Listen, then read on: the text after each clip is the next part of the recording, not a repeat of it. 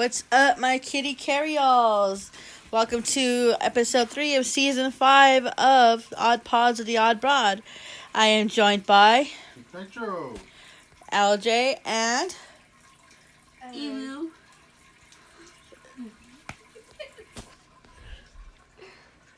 Yeah, it's all of you know me, her child. Through.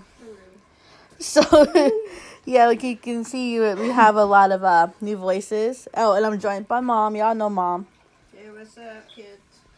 So, my kitty carry-alls, as we are counting down on the serial killers, known and unknown, today we are exploring BTK, the Bind Torture Killer, also known as Dennis Lynn Rader. He is a classification serial killer, characteristics sadist, fetishist, number of victims 10, date of murders 17. Dates of the murders range from 1974 to 1991. Date of arrest was February 25th, 2005. Date of birth March 9th, 1945, and method of the murder ligature strangulation, stabbing with knife. Location Sedgwick County, Kansas, USA. Status, sentenced to serve 10 consecutive life sentences on August 18, 2005. Rader would be ineligible for parole after 175 years of imprisonment. Oh, God. Jeez. I mean, 175 years. His bones. Your bones are up for parole, Rader. Oh, Jesus, I'm fucking mean. The names of his victims: Joseph Otero, 38, his wife Julie, 34, their two children, Joseph II and Josephine, 11, Catherine Bright, Shirley Vian, Nancy Fox, Maureen Hedge, Vicky Wigrill, Dolores E. Davis, and these all range from 9 to 62 years of age. Yeah, that's how old their age range was.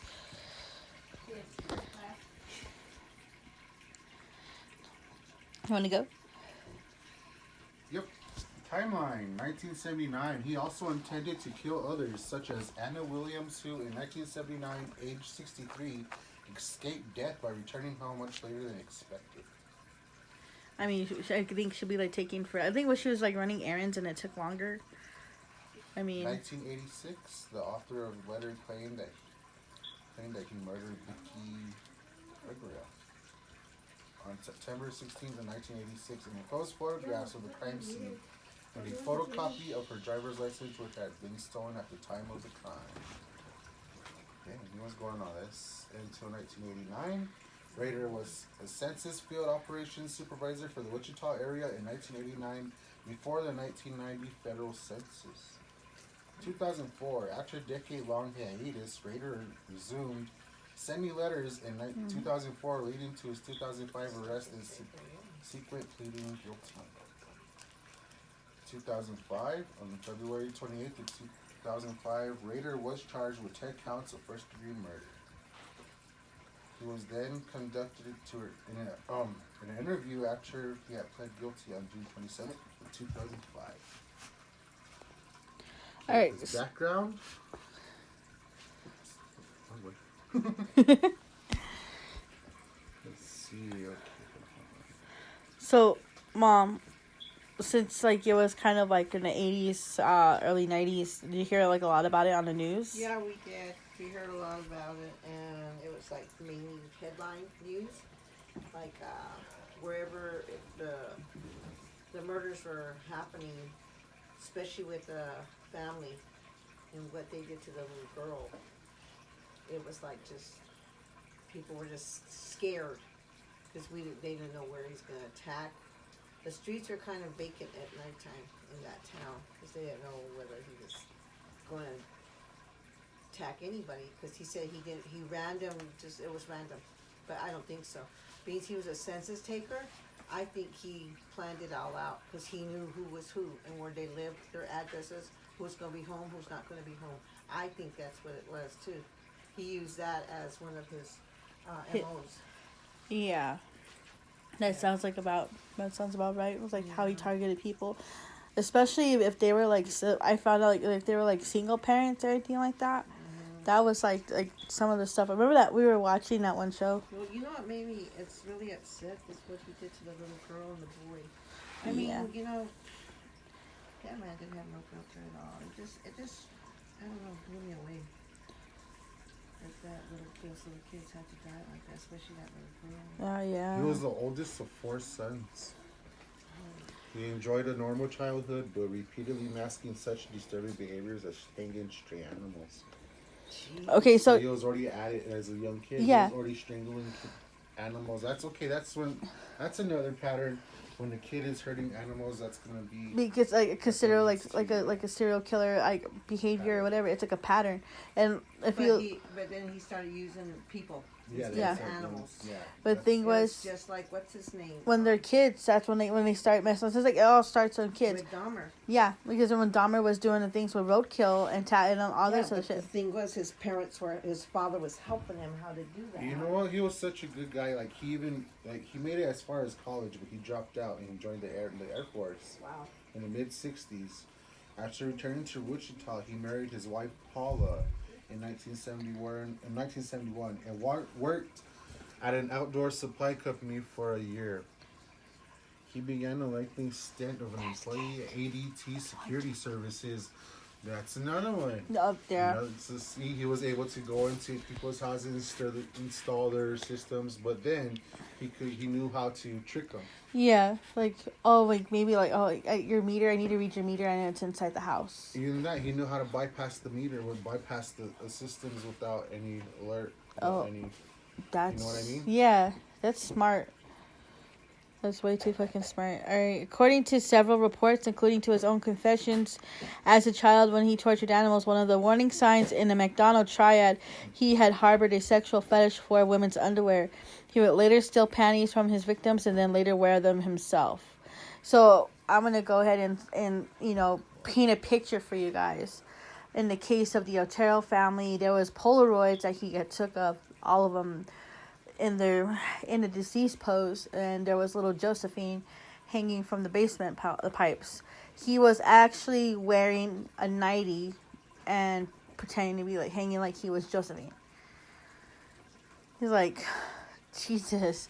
That was because he would recreate the scenes from his victims, how they were found or how he placed them and whatnot, and it was just a thing that he would do as for funsies, reliving, and he would keep mementos. It wasn't just underwear, it was jewelry, it was random shit he found in their house, pictures, just stuff.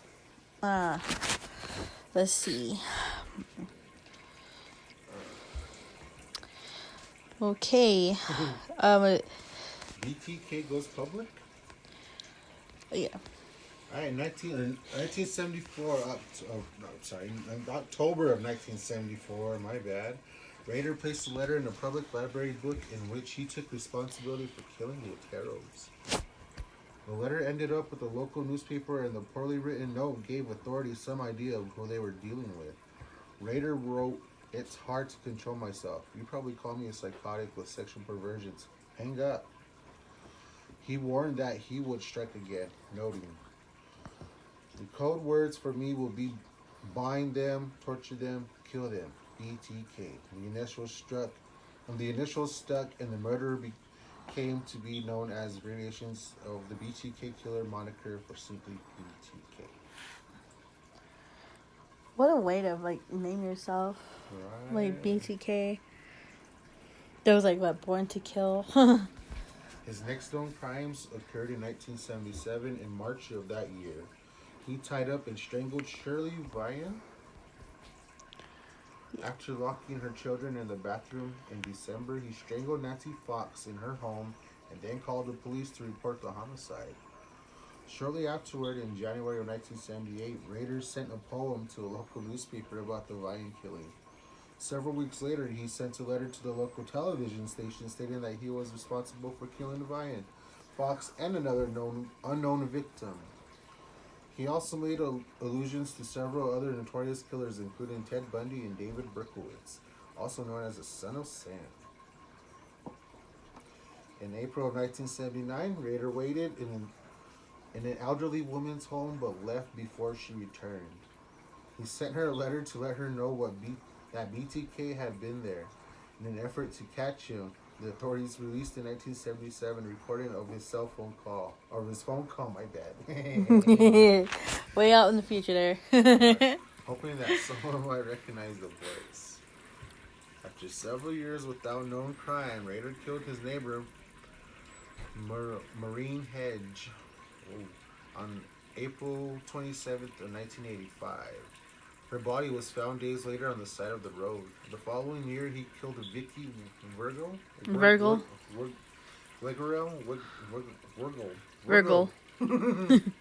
We apologize for mispronunciations. I can't. I'm just gonna call. Okay, he just killed Vicky. Okay, in her home.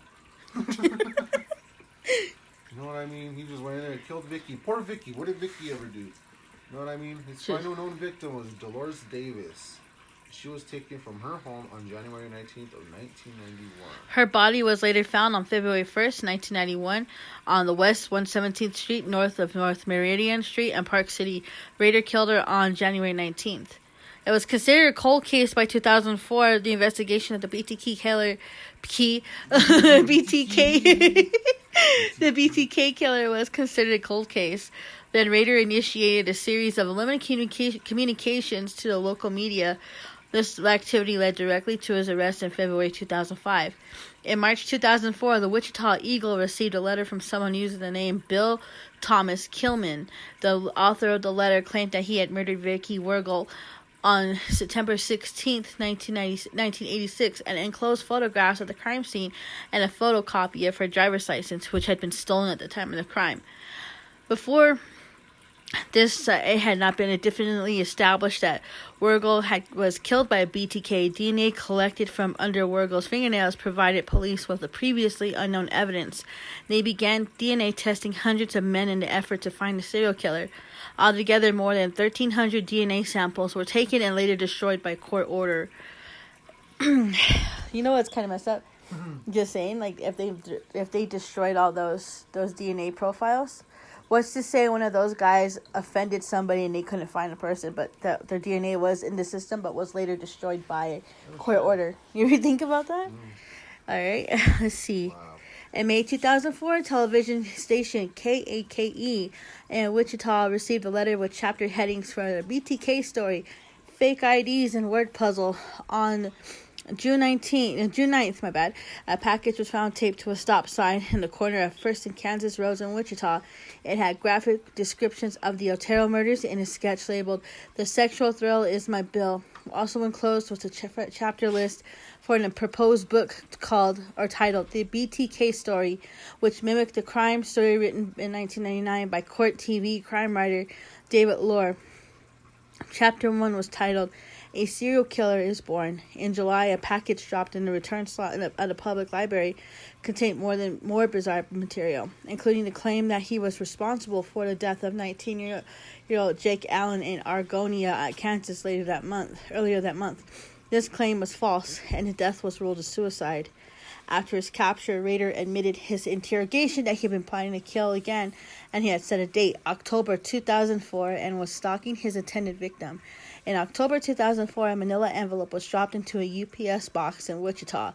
It had many cards of images of terror and bondage of children pasted on them. The poem threatening the life of the lead investigator, Lieutenant Ken Landwehr, and the false autobiography with many details about Rader's life. These tales were later released to the public. In December 2004, Wichita police received another package from the BTK killer. This time, the package was found in Wichita's Murdoch Park. It has the driver's license of Nancy Fox, which was noted as stolen from the crime scene, as well as a doll that was symbolically bound at the hands and feet with a plastic bag tied over its head. Some nasty calling cards he's got. Like, he's playing Bondage Barbie over here.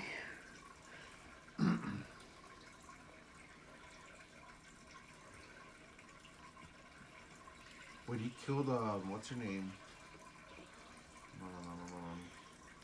Maureen Hedge. he was so used to taking Polaroids, he even took her up to the church and stripped her and tied her up and started taking pictures of her in different forms of bondage. Oh shit! In the church. In a church? Oh, That's just jacked up. Yeah, that's just nuts, man. Wasn't he like he was involved with the church too himself? yes, he was. He was Yeah, he was actually involved- a okay. deacon, I think, or He was a something. no. I was just reading it too. Don't forget, guys, if you guys want to start a podcast of your own, download Anchor. You can get sponsorships through podcasts and make your own money off of it. So if you want to start one of your own, download Anchor, and you can find that on Google Play or Apple, the App Store on Apple. So whichever org you want to start a podcast, download Anchor. Yeah, but he was a He was something, I don't know. September. He was in charge of. I know he had access to the printer and stuff like that. I'm not sure if he was. Oh, he was the president of the church council. Oh, yeah, church council. jeez. Is Ugh. that the name of it? I'm trying to He remember. was- The name of the church, the Christ Lutheran Church. Yeah, Christ. It's the wind. I gotta close the window because it's Yeah, the wind's blowing. We just took showers on it. gonna be all dusty when we wake up. No, just probably catch cold. All brown, darker than we already are. Wake up all crunchy, don't know why. Snot hanging on your nose, all dried All up. mofos everywhere. Eyes all white, closed like there you go. Like you got eye or pink some eye. shit. Oh my Okay, go god! fart it on my pillow. You remember that? I had double pink eye. Yes. That was fucking terrible. How did you get pink eye? I don't know. So we put down our pillow. I think the cat fucking farted into my face. Oh, or well, something. cats don't carry that kind of germ. Humans do. I know who did it. No, she didn't. I don't know. She couldn't have someone. You never know. Probably Yeah, he did. was a Boy Scout leader too, huh? Yes. That. Oh my god. I wonder how that worked out for him. Did he have any kind of feelings, like that kind of feelings toward boys, or just to hurt them or something? You know what I mean? Yeah. Like, Did he have like harbored any like those kind of fantasies towards kids and shit? I mean, look what he did to the Otero kids, though. His daughter calls him a psychopath. Yeah, Oh. his daughter. But you know how his daughter found out he was the BTK killer?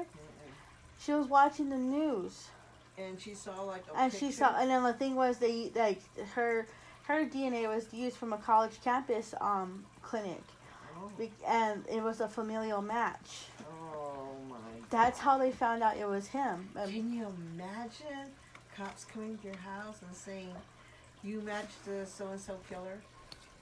I mean, I wouldn't know. What you said? Okay. Even Raider's son was a member of the Cub Scouts. So the serial killer, wow, who had murdered 2 children, plowed the role of troop leader. He was teaching boys how to tie knots similar to the ones he used to bind his victims. Holy shit. Could you imagine that? Okay, kids, this one's going to be called... This is the 4-square knot, and nobody can get This out one's a of slip knot. it. For real. And you ain't getting that. You got to make sure you tie it tight. Oh, This one's shit. called the monkey fist. It's a double knot and even twist. Don't forget to tell them to cross their legs. Oh. Okay, It's an eagle knot. check this out. He even left a camping trip in the middle of the night. That's when he went to go kill Marine Hedge. That's right. During one of the little Cub Scout thingies, he actually left. He left the site to go do that. 'Cause- Jesus. That's here's- straight fucking psycho. He is a Seriously. freaking psycho. I mean, like, he just couldn't wait. He couldn't wait till the meeting or the camp was over. The meeting's adjourned. The marshmallows are burnt. Well, did he not have? I don't. He even regularly attended church while his wife sang in the choir. Okay, now that's just fucked up. I mean, I wonder how his wife felt when she found out that her. When he was in prison, he got divorce papers, and so did John Wayne Gacy. He got divorce papers. Oh, definitely, because she filed immediately. No, the thing was, like, in Gacy's case, it was becoming more predominant that he was messing around with teen boys, and his wife knew, but she didn't give a shit as long as her and her girls were taken care of. That's all she gave a shit about. But when she started seeing the boys come around a lot more, she got very uncomfortable and decided, I'm filing divorce papers. And that's how that became to be. But she started noticing the smell underneath the floorboards. I mean, could you imagine if she found the bodies herself? No, because he'd probably get mad at her and chop her up too. Yeah, it is crazy how you... Yeah. I mean, how do these guys, like, you know, they're married, have happy lives, and they have this secret dark life. Yeah, they're like secret dark lives. Happy and they're doing that shit. I know they ain't happy. Okay, and some of them are. Or maybe they are. I guess that you would say maybe they are happy for what they do or what they accomplish. Are you proud you got hairs? Oh. Are you proud you got hair? What are you doing? It's in there picking at your armpit hairs. I don't have any. Oh, Native women don't have any. And you're barely bald down there too. We are. I'm just black underneath my armpits, No, guys. it's I got hyperpigmentation. Yeah, she's got hyperpigmentation. So this is how when I brought up My biological father has it too. Ew, thanks a lot, Dad. Thanks a lot. Wanna be father. Okay, anyways. Okay, didn't he his have... crimes, I'm sorry. His crimes even inspired Stephen King to write a book. I wouldn't doubt it. I mean, some of the authors that take from other like true crimes, like true crime people, or like serial killers. And you look at Stephen King. Look at Stephen King. He actually took look at Pennywise the Clown. This was like way in between when did it come out in the 80s? 90s. Yeah. Yeah. Pennywise Gacy Oh, okay, yeah. I get it. kills kids. Yeah, it's Gacy. Or middle schoolers. Middle school, basic. Or kids, it's just kids. Okay. You okay? Maybe he wants some cake or something. Anyways, the Stephen King novel, if you want to check it out, it's called A Good Marriage. It's about a woman who was married to a serial killer. The story, which was turned into a 2014 film, was inspired by Rader, his crimes, and his secret identity, and it examines how a person can be unknowingly married to a brutal killer. Annoyingly or anonymously? Unknowingly. Unknowingly. Annoyingly. I mean, if you were Anonymously. anonymously, like being annoyed or something? Is that what it is? Okay, well, didn't he have, like, kill kits, murder kits planted different places? Or was that somebody else? That's somebody else. Somebody else. Oh. I know who I think I know who you're talking about. Yeah, that did have different like serial kill kits and stuff like he around. had some hidden by a tree, Like, dug it up, and he took his victim there. And just did away with that way. Did him, and then he'd go somewhere else by the river. Then he would go somewhere else in the desert, but he had kill kits. I mean, murder kits and stuff. I mean, there's like different like it's like different things like with authors and all that. Going back to the whole book writing thing, is that when his daughter was pissed off, she was like so mad and upset because they exploited it, and she felt like she. But you know how the DNA was actually taken from a pap smear. That's what it was. They subpoenaed. Let me see that. Right here. The police obtained a warrant to test a pap smear taken from Rader's daughter at the Kansas State University Medical Clinic. DNA test showed a familial match between the pap smear and the samples from Wergel's fingernails. This indicated that the killer was closely related to Rader's daughter, and combined with other evidence was enough to arrest Rader. Okay, my question is why? Why did they decide to do that? I mean, take her sample from her. They were because It was a way to catch. They would catch him. Go for it. Yeah, it was a way. They were trying to catch him. That's how they were trying to do it. Yeah, but why her? I mean, was there a pattern to where it leaded up to it was his family of some sort? The only person, I guess you would say, close living relative to him that actually had his DNA, right? And matched his DNA, and only his DNA. So that's when they did get his DNA, so they ran it through the data. Yeah, well, the thing was like when Wergel's fingernails were scraped, they found skin. That DNA was put away. They couldn't find any of the match. But when again with the DNA updates and all this other stuff, they were able to put it in a CODIS. But before he got caught, like identified with using the church printer or the church fax thingy with the floppy disk, they knew his name, but they couldn't put him to the crime. You know what I mean? Yeah. It's like, okay, he wrote the note from BTK, but like, okay, so how are we gonna nail this guy without no proof? They had his DNA in the system already. They had his DNA through fingerprints and other bodily fluids that were left at other crime scenes that investigators were smart enough to put away. Yeah. Okay, this is how they found out. Okay. Law enforcement learned Rader's daughter had received medical care while she was a student at Kansas State University, and they discovered biological material from a pap smear had not been disposed of by the school's health clinic. When the authorities compared the DNA profile from the university with the semen left near Josefino Otero's body, they found they were a close, but not perfect match, indicating the BTK killer was a relative of Carrie Rader. Because in Josefino Otero's murder scene, they actually found semen on her, but not in her. Like, he just jerked off on her. He said that's what he did. Yeah. He jerked off right by her after he got the thrill of choking her to death and watching her hang. That was the most sad. I mean, He said he felt some kind of sexual relief when he saw her, the light leave her eyes. I mean, I saw the crime big photo, so that was terrible. I think that one made me cry. Anything with dealing with kids it really just pisses me off and it upsets me. I cry. Makes me with the women, oh my god, the photos of the women and how they find them, it's just like, how, like, I don't know how, like, what ticks off a person in the head, but maybe it has something to do with him growing up too. Just like last night when we were talking about the Green River Killer, who was the whole start of him not liking prostitutes? His dad. Right. Because his dad was always saying whores are bad, don't go near whores, they're That's evil. when the whores come in. Yeah, that's when the whores come in. We were talking all kinds of shit last night. the prostitutes. Oh my god. You know why we say prostitutes? Because when we lived in Vegas, Prostitutes. No. just Sure. prostitutes. Gary would say something, just, oh, look, there's a prostitute. And then Cherie just got an idea. She said, I saw a prostitute today. I said, you did?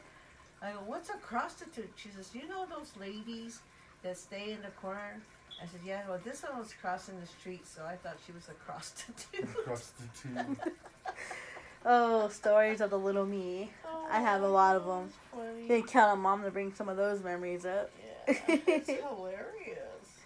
I mean, and then like the factor being is that like how he got caught with the floppy disk. Yeah. Yeah, he got caught. What? I don't know. Put it on the table earlier. It was on the table earlier, son. No, this is mine. Where were you sitting? Yes. His sister. Your sister's just like that. All right, so the raider was arrested while driving near his home in Park City shortly after noon on February 25th, 2005. An officer asked, Mr. Raider, do you know why you're going downtown? Raider replied, oh, I have suspicions why. Wichita and Kansas Bureau of Investigation and the FBI ATF agents searched Raider's home and vehicle, seizing evidence including computer equipment, a pair of black pantyhose retrieved from a shed, a cylindrical container, the church he attended, his office and City Hall, and the main branch of Park City Library was also searched. At a press conference the next morning, Wichita Police Chief Norman Williams announced the bottom line, BTK is arrested. Jesus. I mean, the evidence that they found in his house alone, it was just like, ew. Hold on. I put BTK, not BRK.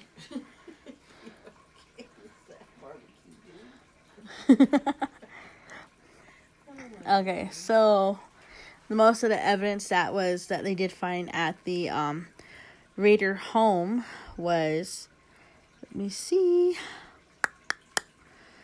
trying to figure to find this.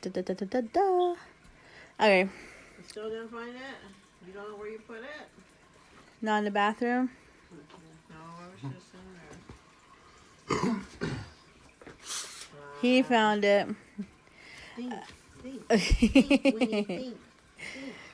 Okay, so the amount of evidence that was found in the home was a treasure trove of irrefutable self-incrimination, numerous Polaroid photographs of his victims and crime scenes, alongside countless confessional notes. Some of the photographs he had taken along after the murder, meaning that in addition to the risk of owning the photos, he have also taken the subsequent risk of visiting a buried victim to take more pictures of their decomposing corpses.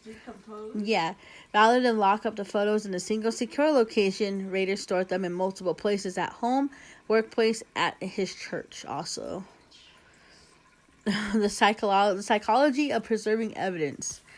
I always want to know, like, why do they keep trinkets? Is it just to say, oh, that's my trophy for, like, taking this chick out? Probably. Raider is hardly alone in preserving criminal evidence. Despite the obvious problems inherent to doing so, Park Dietz, a clinical professor and a psychiatry and biobehavioral sciences at the University of California in Los Angeles, estimates that 75 to 50% of serial sexual offenders keep evidence of their crimes.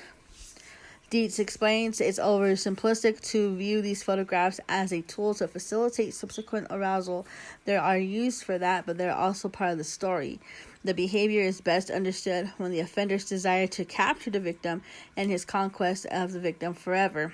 He explains the central issue is possession and how to possess the victim and her fear. Her response is her suffering, his power, his conquest, and his pleasure. The desire for control was central to Rader's psychopathology. In addition to more obvious manifestations in control impulse that he tied victims up and controlled their access to oxygen via protracted torture strangulations, Rader also fantasized about controlling his victims in the afterlife. In Rader's idea of heaven, each victim continued to serve him as a slave. Not even an afterlife. Look, here's a little poem, this Oh, letter. How many do I have to kill before I get a name in the paper or some national attention?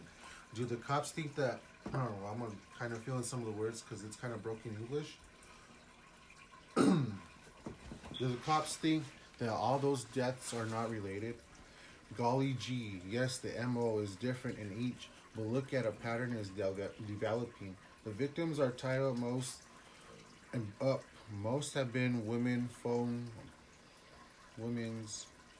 phone cut, bringing some bondage matter.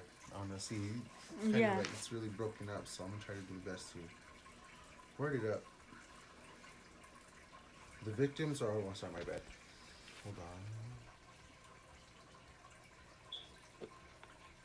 Sadist tendencies, no struggle outside the death spot, no witness except the Vanes kids. They were very, very lucky. A phone call saved them. No, it could have saved them, basically, is what it was saying. I was going to tape the boys and put plastic bags over their heads like I did Joseph and Shirley. And then hang the girl. Oh God, that was a beautiful sexual relief that would have been. Josephine, when I hung her, really turned me on. Her pleading for mercy, then the rope took hold. She helpless, staring at me with wide terror. Phil eyes, the rope was getting tighter, tighter. You don't understand these things. Phil eyes, the rope getting tighter, tighter. Because you are not under the influence of factor. The same thing that made Son of Sam, the Jack the Ripper, Harvey Glatman, Boston Strangler, Dr. H.H. Holmes, Pantyhose Strangler of Florida, Hillside Strangler, Ted of the West Coast, and many more infamous characters. Killage seems senseless, but we cannot help it. There is no help, no cure except death or being caught and put away. It's a terrible nightmare. You see, I don't lose any sleep over it. After a thing like Fox, I come home and go about my life like anyone else, and I will be like that until the urge hit me again. It not continuously. I don't have a lot of time. It take time to set a kill. One mistake and all over. Since I about blew it on the phone handwriting, the phony handwriting, I guess that's what he's trying to say. His outletter guide is to a long typewriter can be traced to my short poem of death and maybe a drawing. Later on, real picture and maybe a tape of the sound will come your way. How will you know it's me? Before a murder or murders, you will receive a copy of the initials BTK. You keep that copy and original will show up someday, and guess who may not be the lucky one? Unlucky one. P.S. How about some name for me? It's time. 7 down and many more to go. I like the following. How about you? And he starts putting the... I can't see the last one, but the Wichita Strangler, Poetic Strangler, the Wichita Hangman, the Wichita Executioner. He was giving himself fucking nicknames. Yeah. This guy's a dork. Yeah, like, I don't know, just... Now I know why he dropped out of college. Can't spell for shit. Fuck for real. He can't spell for shit. Can't spell for shit, dude. Oh my god. I was in special ed and I write better than that. Oh my god. Oh jeez. So, okay guys. So, like my bro said, he wrote letters, taunting letters to police and newspapers. There were several communications from BTK from 74 to 79. The first was a letter that had been stashed in the engineering book in the Wichita Public Library in October 74 that described in detail the killing of the Oteros.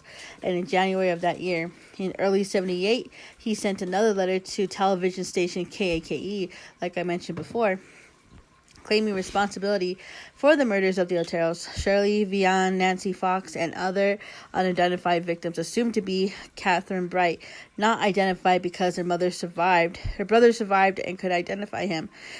He suggested a number of possible names for himself, including that one that stuck, BTK.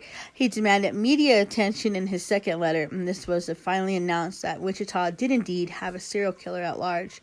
A poem enclosed was entitled "Oh, Death to Nancy," a botched version of lyrics of the American folk song "Oh, Death." In 79, he wrote he sent two identical packages, one to an intended victim who was not at home when he broke into her house, and featured another poem, "Oh Anna, Why Didn't You Appear?" A drawing what he had intended to do with his victim was also among small items he had pilfered from Williams' home. Apparently, Rader had waited for several hours inside the home of Anna Williams, but he left when she didn't come home until later. The thing was with Dennis Rader was that he actually scoped out his victims, and he would stalk them for days to see their pattern, like what time they left, what time they come back. That's why I think he assumed Anna was going to come home early, but she didn't. Which one did you read? This one's on Murderpedia. Go on Murderpedia. No. I have a couple right here. I mean, one is Shirley Locks, "Oh Death to Nancy." Yeah. "Oh Death," 1920s. Yeah. "Oh Death to Nancy." This one's "Oh Anna, Why Didn't You Appear?" And that's one of the part of the package that he had sent with some of her small stuff that he stole from her house. What a dick! When you find you can't find your salt shaker and the motherfucker stole it. Looking at her. He's all like, salt. Anna touched his salt. What was he doing? Eating lemons? Oh, you know what? I have a bad habit Shirley of. Locks. When you hear the Shirley Locks? Yeah, show me Shirley Locks. Shirley Locks. BTK sent a letter to the Wichita Eagle on January 31st, 1978 that contained a poem that began, Shirley Locks, wilt thou be mine?" The poem was based on the nursery rhyme Curly Locks. Police Chief William Cornwell said the poem was about BTK's feelings about the killing of Shirley Relford, Vian. He said the next poem will be about Fox, referring to Nancy Fox, who was murdered on December 8th, 1977. Here is the original Curly Locks nursery rhyme. Curly locks, without wilt be mine. Thou shalt not wash dishes, nor yet feed the swine, but sit on the cushion and sew a fine seam, and feed upon strawberries, sugar, and cream. Jeez. This dude was such a poetic person. But he's Shirley Locks instead of Curly Locks. So it would have been Shirley Locks, wilt thou be mine. No. Thou shalt not wash dishes, nor yet feed the swine, but sit on a cushion and sew a fine seam, and feed upon strawberries, sugars, and cream. I will not be yours. Oh, Death. Which one were you writing? Oh, yeah, this one was called, wait, I lost it. Hold on. Go ahead, I'll read the Old Death one. It's the, Oh, Death to Nancy. Then the other one was, Oh, Anna, why didn't you appear? And then a draw, and it was just that poem. There's a show the poem. Hold on, let me see if I can find that. The Old Death. Well, what is it that I can't see, with ice cold hands taking hold of me? For I am death, none can excel. I open the door to heaven and hell. Woe death, someone would pray.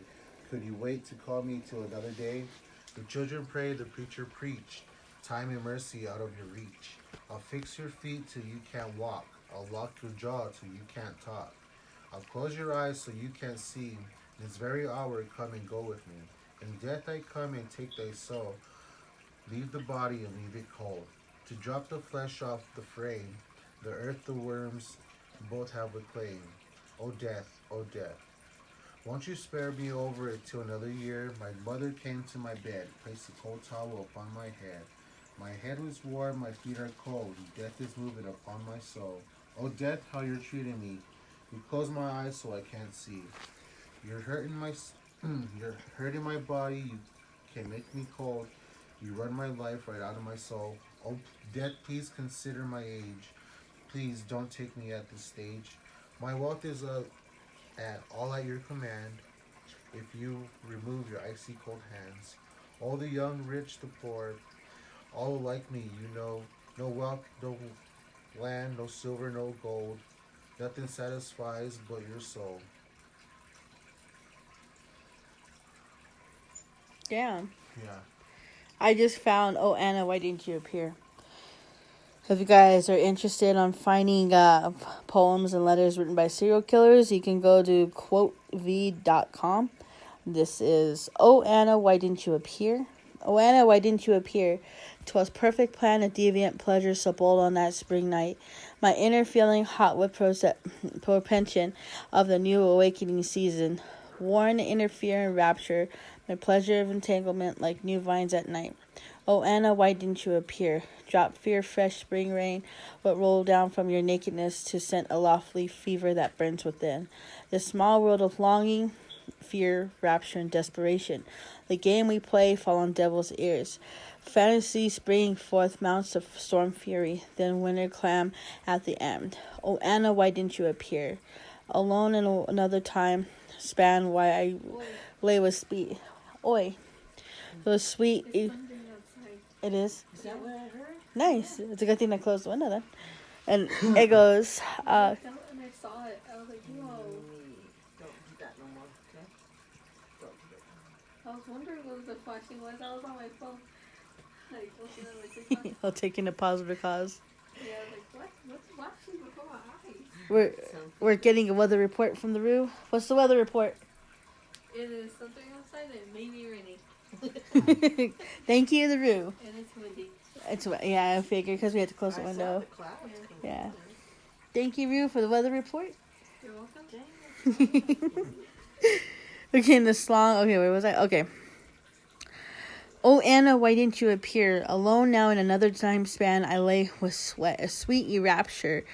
Garments across most private thought, a bed of spring moist grass, clean before the sun. Enslaved with control, warm wind scenting the air, sunlight sparks, tears in eyes so deep and clear. Alone again I trod in past memory of mirrors and ponder why no number 8 was not. Oh, Anna, why didn't you appear? This was written by BTK killer Dennis Rader in 1979 to Anna Williams after he broke into her house when she wasn't home. After not waiting for hours for her to return, he got bored and left. Damn. My God. She was probably like shopping or some shit. I remember that some of the people that they were talking to, they weren't staying at home. They were like going to another state to stay with their families because they were just so scared. I mean, other people started moving in together. You know. Yeah, like, do you blame them though? Because like No, I would, it was like buddy system. Seriously, buddy So system. it's like scary ass. Like you don't know where you. That's where you get a guard dog. That's where you get a gun. Yeah, that too. I mean, even in this day and age, guys, you gotta remember. Like, look at how many people out there right now in Stockton. There's a serial killer, and they think he may be connected to some murders that went down in Chicago. They're calling him They haven't caught him yet. No, they're calling him the Duck Walk Killer. Yeah, told you he walked like a duck. Cause I saw him on video where they saw him on the camera. Yeah. On one of the grounds. He came walking in, but like I told you, he had a mask on like this, and then he had a black hoodie on, and the way he was walking, he went this way, and not too long, then he came walking back again, just like if nothing happened. People heard ruckus. They called the cops. They went in and found the man dead. Jesus. Yeah. And they go, he was a nice guy. He never bothered nobody. You know, he was always like willing to help other people. I'm going, it's always stupid fools like that hurt people. I go, so that guy. So all my Cali people, see, be safe out there. Look out for obvious signs. If you see someone wearing a black hoodie and a black mask, that's basically his look. But be on the lookout. Stay safe. Yeah, his description. Be safe out there. I mean, like, there's a lot of bad shit going on. So, where were we? The poems? The poems. I mean, he wrote a lot of weird poems. I thought he was he's a poetic story now, or he was. That's what he wanted to call. He called himself the Poetic Strangler. That kind of Yeah, that's usually. what a dumb nickname. You're like, what are we calling this guy? Could you hear the cops? What are we calling this guy anyway? Oh, we're calling him the Poetic Strangler. That? So we're gonna go poetic justice on him. Yeah, for real. They go call Janet. Oh, fuck. Go get Janet. She's gonna be saying Maya Angelou poems the whole time. Yep. I like her poems. Yeah, Maya Angelou's on point. This is crazy. I mean, like my brother mentioned, he was he installed burglar alarms. So you kind of imagine if he saw someone he liked to take out, he would fucking just probably copy down their alarm code. If he could, you know how like okay, you know how when I don't even know if the guy was there when you and Dad got the security system. Did the guy watch Dad put the code in? No, he already left. Okay, so but maybe I think this is like my thought is maybe he stayed to make sure like the alarm would be enabled, and then disabled when they punch in the code. You could always cut the lines. Yeah, like to avoid the. But then if that happens, the silent alarm goes off already, and it goes to the police station, and then they'll automatically know where it's coming from. Yeah, but that's the thing though. Like he was able to surpass the alarms. Did you? Okay, well check this out. From a young age, he was already, he harbored sadistic sexual fantasies about torturing trapped and helpless women. Yeah. He also exhibited zood sadism by torturing, killing, and hanging small animals. Rader acted out sexual fetishes for voyeurism, auto-erect asphyxiation, and cross-dressing. He often spied on female neighbors while dressed in women's clothing, including women's underwear that he had stolen. Why did you look at me when you said Masturbated with cross-dressing? ropes. He masturbated with ropes and other bindings around his arms and neck. Oh, wow. That's fucking... So he tied himself up. Yeah. Whack his weasel that way. That's why he liked to... Yeah. I mean, what if he had like Stop it, hung his wiener. I mean, what if, okay, I'm just gonna say this. Picture this.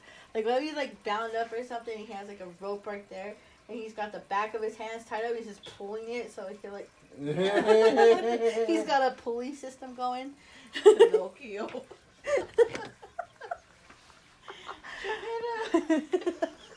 Years later, during his cooling off periods between murders, he would take pictures of himself wearing women's clothes and female masks while bound. Oh my How God. very Thomas He later Brown admitted that Hewitt. he was pretending to be his victim as part of a sexual fantasy.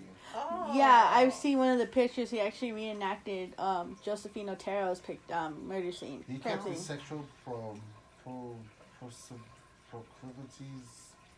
well hidden, and he was widely regarded in his community as normal, polite, and well-mannered. What the shit? Do you No. think he was like had personality problems, or do you think because I mean He might have like a split personality or something. but they put you through psychiatry when you go to get caught in prison, so to see if you can stand trial. Yeah. See if you're sane and not insane. Apparently He was he was so braggart that he, I'm not crazy. Yeah, I know what I did. Okay. He was so brazen enough to admit that he actually did the murders and all that You know shit. what? Okay, in May of 1991, Rader became a dog catcher and compliance officer in Park City. He better not that one. In this position, neighbors recalled him as being sometimes overzealous and extremely strict, as well as taking special pleasure in bullying and harassing single women. One neighbor complained that Rader killed her dog for no reason. What the hell? That's not even Boy cool. needs to go. I'd be killing someone for Nana's dog. Shit, fuck that. No one hurts Nana's dogs.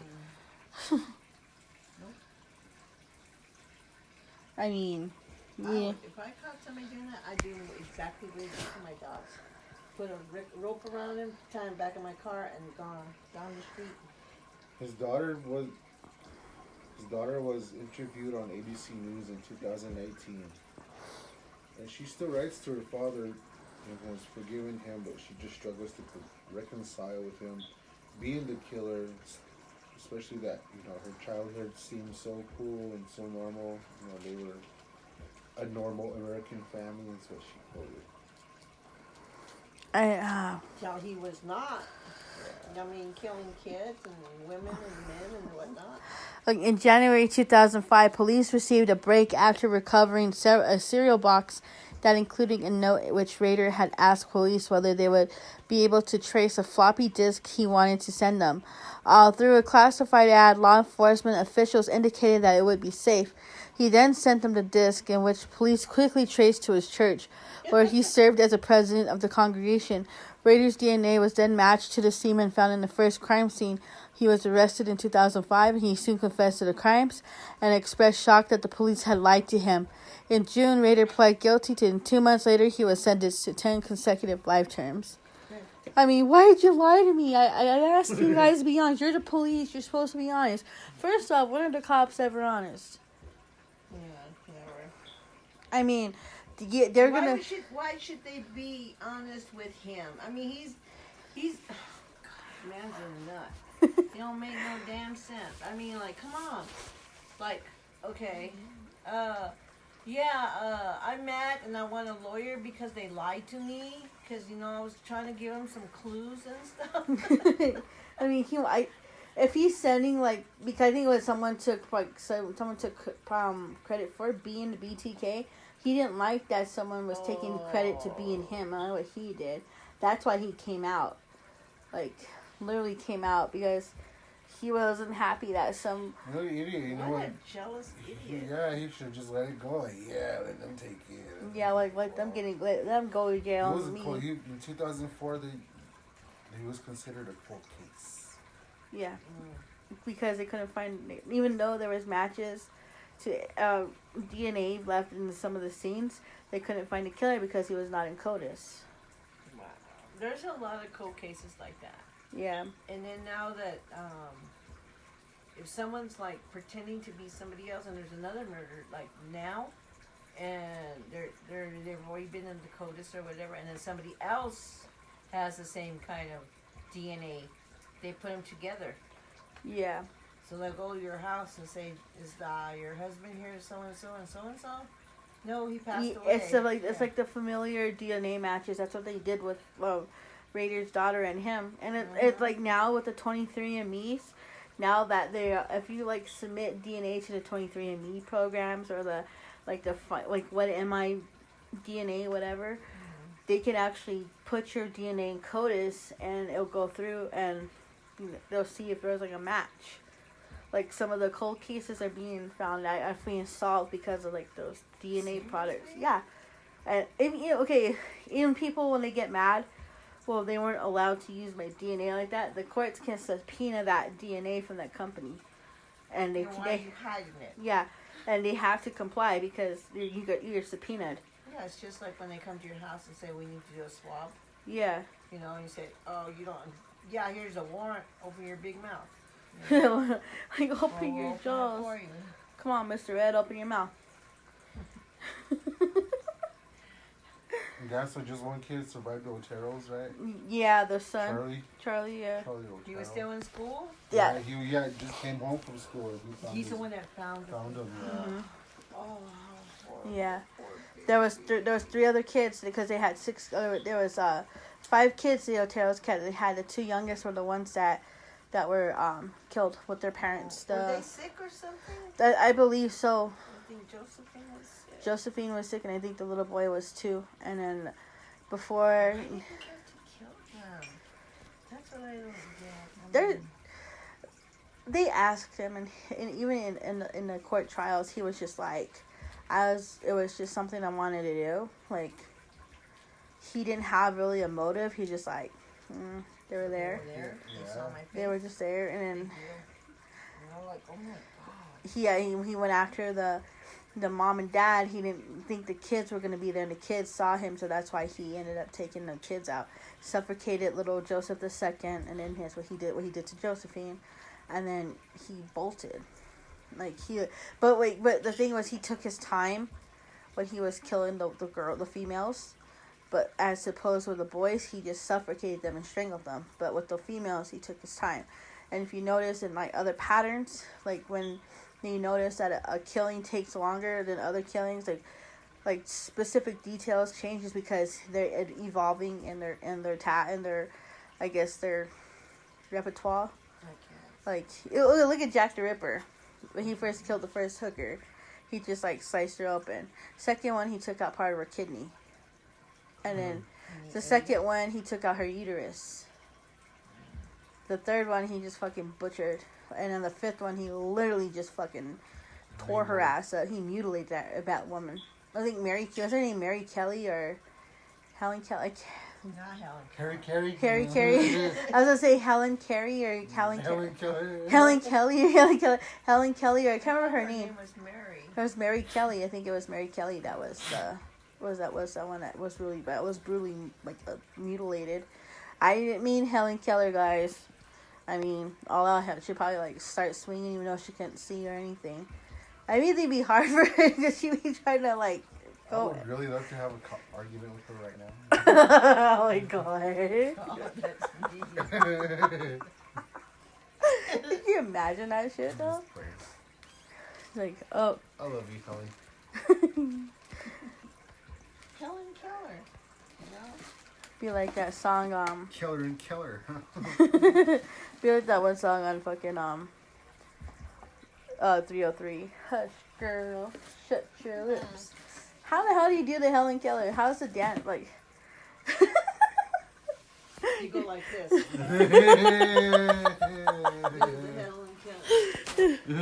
Oh my god. That's how we did it. So it's funny. Oh my god.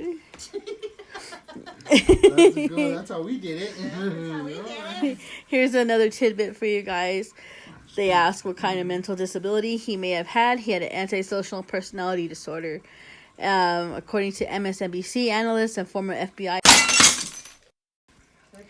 Okay, so where we left off is that, we're making fun of how Helen Keller was and all this stuff. I mean, they were asking about the dance. That's what Yeah, so in all words, he's serving time in a prison in Kansas. It's a maximum facility prison. He's not getting out until he's like dead in bones and probably whatever. We're gonna have a service for his glasses.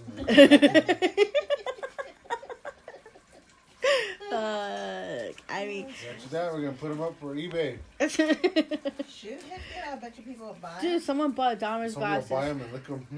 Oh my god, filling up 200 cigarettes. I'm gonna smudge them. Elvis, So you Elvis can't see. Costello, the love of my life, was here at my party. His fucking glasses are on the damn ashtray. Oh, not again. Kept walking around asking who made the crab dip. It was on the box. I finally found that movie on DVD, yo. No, I didn't watch it on B-Flix. Oh yeah? It's on there? Should we watch? Well, I literally hunted down that movie. Yeah, because how much was it before? Oh, like to actually buy the reel or the movie from the studio was like $198. And we were looking for it everywhere. And I found it for like fucking $10. Where? On Amazon. Really? Yeah.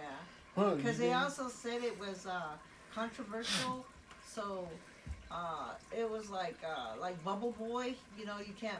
When we found it, Bubble Boy is like controversial because of the disease. You know, like some people have that disease. The autoimmune disease. Yeah, yeah, they put blocks. He got immunity. There ain't nothing wrong. He goes, oh, there ain't nothing wrong with my arms. Oh my god, it's happening. We're mutating. Ah, you see fucking Beetlejuice. Ah, we're all gonna die. Putin, no, Ponyani. Pappy, no, Pippi. He's all Poontang.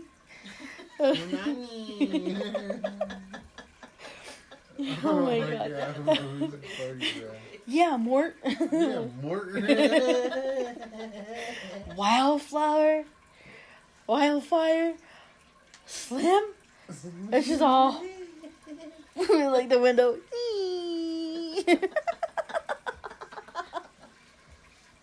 Oh my god. That movie's hilarious. Jeez, God. Oh my god. I mean, it's just like some of the movies are fucking hilarious that we watch. We were watching Clerks 2 earlier. Whipping out our preciouses over here. Yeah. Preciouses. Alright, guys. If you want to watch any kind of we started live. We were talking about Arrowhead. oh yeah. So she goes, I got my Bubba's Arrowhead, you know, and then little James goes, let me see yours. I said, I don't have one. Someone stole mine. It was like a yellow one. It's like the stone was yellow, and then we're all like laughing, and I told little Jay, I said, hey, I said, you could throw yours like a ninja star. He goes, I'll sit here. Look at us just whipping out our preciouses. That's why we end up watching Clerks. Oh Yeah. my gosh. If you guys want to listen or watch any videos regarding BTK, you can look on A&E, National Geographic, Netflix. You have Discovery Plus. You have Prime. You have all types of other stuff. And you can also go on other podcasts, and you can find other podcasts regarding the BTK killer. Podcast. Oh my god. Podcast. It's just like, oh my god. And then tomorrow, we're going to delve into the Atlanta child murders. Wayne Williams. This dude was yeah, you want to say... Wayne. I want to watch Wayne's World. That son of a bitch. He just looks at her dad. She's looking at the priest.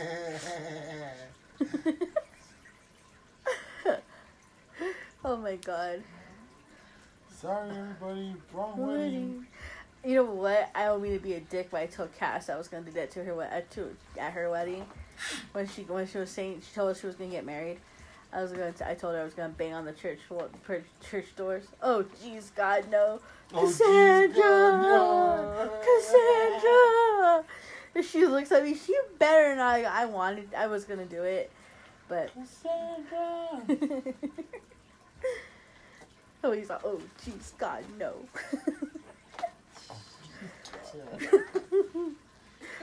Every time I watch it, I always think about, like the part with Bohemian Rhapsody. And that's like, I got Augie listening to Queen because of that. Yeah, and then you watch Freddie Mercury. Oh, yeah, you ever seen that? Have you ever seen the movie Bohemian Rhapsody? It was pretty good. It made me cry. That's what James said. Let's go see it in theaters. Oh, nice. I rented it when it came out, and I was like, I cried during the whole, like, most of it. I was like, he was meant for great things, god damn it. I was all mad at that guy, that dude he was with. I'm like, you son of a bitch. Yelling at the TV. Mom's like, it's just a movie. And then, I don't care. Yeah, exactly. Yeah, exactly. And then the Elton John movie. Rocky Man. Rocky Man, I love that one. Oh, it was so good. But you know, with Freddie Mercury, he was very, very, very promiscuous, and not only that, he didn't care. Yeah, true. He just didn't care, even in the beginning, before AIDS even became a thing. And he was like, I'm invincible because I'm Freddie Mercury, you know? I mean, you can't play with your life like that, because I know somebody personally who had AIDS. He was one of my best friends that I worked with. The first time I moved to Vegas, I got a job as delivery parts girl, and they would only hire you if you were good looking. Yeah, so Joseph because you know there was like a bunch of us girls standing there, and I'm going like, I ain't gonna, you know, I'm not gonna get in. And then the guy, Mr. What's his name, Christensen, he comes up to me, he goes, you. And I started walking out the door. He goes, where are you going? He says, you have to report over there. He goes, give him your name, Mr. Security. I thought I got, like, told to go. Oh my god. As a person that knows about the lineup shit, because, like, when you get interviews and stuff like that, and, like, I got interviewed, like, a lot of places in Vegas because I was trying to, like, find a place to work. You. All it was like, okay, thank you for coming. You can go now. And I'm like, god damn, I'm mean. All sad. You hear like the Charlie Brown song. Na na na na na. Like I know. But like that's how some people sound like on the fucking phone with telemarketers. Oh my god. I said, what did you say? I go, I don't understand you. What are you saying? If you guys don't want any harassing phone calls from telemarketers, just say, please put me on the do not call list. That'll keep your behind safe for at least 30 days.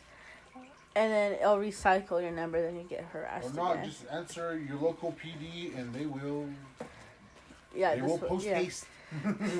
Or you could be like me, be like, someone calls, thank you for calling Red's Taxidermy Service, you snuff them, how may I help you? Tell them about the sex one. Oh, thank you for calling Venus's Penises. We got the silicone if you want a bone. How can I help you? We have 15% off all man rammers. Everything must go. We do not have any more of the brown flesh tone. And the guy was like, oh my god, like, wait, what? I had him on speaker, and I was like, Venus's Penises, we got silicone if you want a bone. He's all, can I interest you in a man rammer? Mom's looking at me like, like some cherry panties. What was that one too? Vipers. Vipers, Pipers. How many put? This is actually a legit business in California. Mm-hmm. I call those Vipers, Pipers. How many pleasure you? I was like, is this a business? He goes, honey, this is a gay escort service. And I was like, holy shit. And I was like, okay, thank you so much for your time. I'll put you on the do not call list. And I entered the code in, and my proxy, like, pulled me aside. He goes, I don't know how you kept your composure, because I would have been dying. And I go, like, now I use that. It's one of her as one of my pseudo businesses. I have Red's Taxidermy Service, Red's Surf and Turf. I have City Morgue. Yeah, Red Surf and Turf. It was yesterday's tacos. That's a good one, too. We're connected with We're connected with Red's Taxidermy Service. Yesterday's roadkill is now today's tacos. Now rabies free. No rabies free. It's rabies free. Our special is raccoon. We have raccoon pie, possum pie, bunny rabbit pie. What do you call them? Jackrabbit pie. There you go. Oh my god. It comes with some free cheese sticks. Complimentary marinara sauce. Oh my god, what the hell wrong? So when I say the silicone one, the Venus's penises, people like freeze. I mean, I had this lady stutter for like a good 3 minutes before she hung up. Comes with a horseradish and chamomile sauce on a bed of rice. Your choice of basmati rice, jasmine, or coconut. Get the whole bowl for free. We have the Bass Poke Bowl.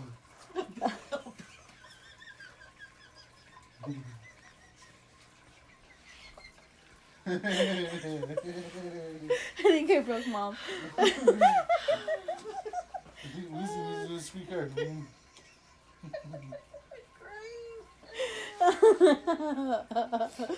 Damn you, Cyrus Ray. Thank you. Oh my god, that's hilarious. Some people, I don't know. We say shit like that. We don't care. I answered the phone like that when I was in Smith's, and you should see how many people looked at me. They all stopped and. I was What did she say? what? Yesterday or what? No, but I was like before we came out. I said me and her went to go pick up some stuff, and we were just walking around, and my phone went off. I was like, oh my god, damn telemarketers. When I said the Venus's penises, this lady goes, "What's a man rammer?" I literally died, and the daughter's like, "You don't want to know." What's man rammer? And then I'm like, "What the hell is a man rammer?" It's my boyfriend. You want to meet him? We call him man rammer. Why do you think you're calling it man rammer? I didn't know what it was because someone told me what it was. I was like, "What the hell is it?" So I looked it up, being curious, George. I saw it on. I saw it. I saw it on a movie. It was like the Romans, like how the Roman gladiators were, or the soldiers, how they were like passing little boys around and stuff. That was gross.